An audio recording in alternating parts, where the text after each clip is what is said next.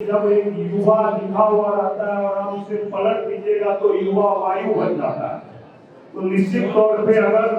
वायु प्राण प्रिय है तो प्रलयकारी भी। और निश्चित तौर पे आज जो प्रोफेसर साहब आप लोगों को बता रहे हैं कि देश के बारे में, खास करके पंडित जवाहरलाल नेहरू और अंबेडकर जी के संबंध के बारे में, तो निश्चित तौर पे हम युवा जितना भी हो सके अंबेडकर जी और नेहरू जी को समझने की कोशिश किए हैं। तो निश्चित तौर पे बस यही सोचे और समझने की कोशिश किए हैं कि आप देखेंगे कि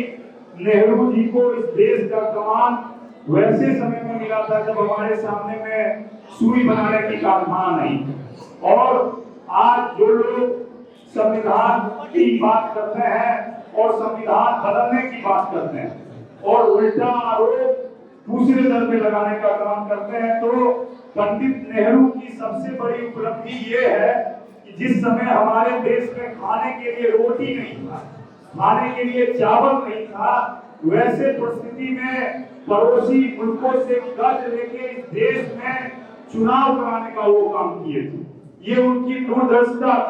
अगर वो चाहते तो वैसे समय में वो चुनाव हमारे देश में नहीं होता। और जिस देश में खाने के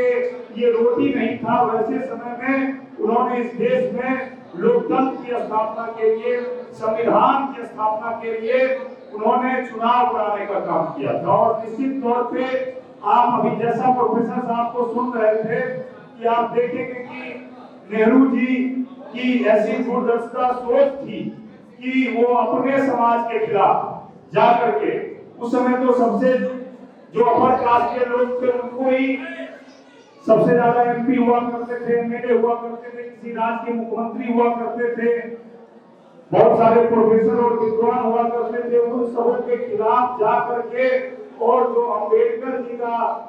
सपना था, उस सपने के लिए जो वो इस देश के अधिकार आप लोगों को दिए, आप सबों को दिए, उस अधिकार की स्थापना के लिए लंबी लड़ाई लड़ी। और मैं एक छोटा सा उदाहरण देना चाहूंगा,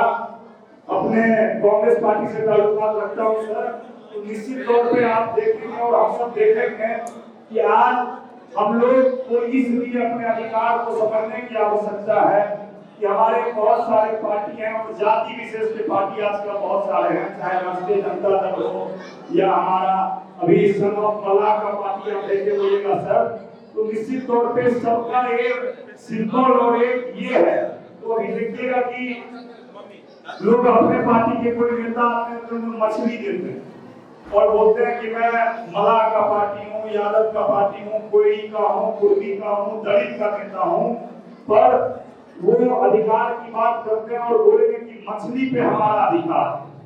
मछली पे हमारा अधिकार है। और उसी नदी का जब तालाब का पानी सूख जाएगा तो बालू पर दूसरे का अधिकार हो जाएगा, बालू पे दूसरे का अधिकार है और मछली पे उनका अधिकार है। तो आप जब इस देश के कानून को और संविधान को समझने की कोशिश कीजिएगा तो इंदिरा गांधी जी ने अमेंडमेंट ला करके इस देश में कहा था कि जो भी तालाब है, नदी है, नाला है, समुद्र है, तो उसमें पहला अधिकार मला जाति का और उसके इर्द गिर्द की चीजें जो है उस पे भी मला जाति का अधिकार है। परंतु हम लोग का समाज और हम जैसे युवा और आप जैसे जितने भी विद्वान लोग हैं इस चीज को मान लिए कि नहीं भैया,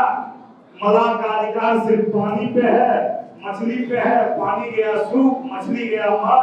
मर, बचा बालू, बालू पे अधिकार हो गया यादव जी का। तो निश्चित तौर पे हम सबों को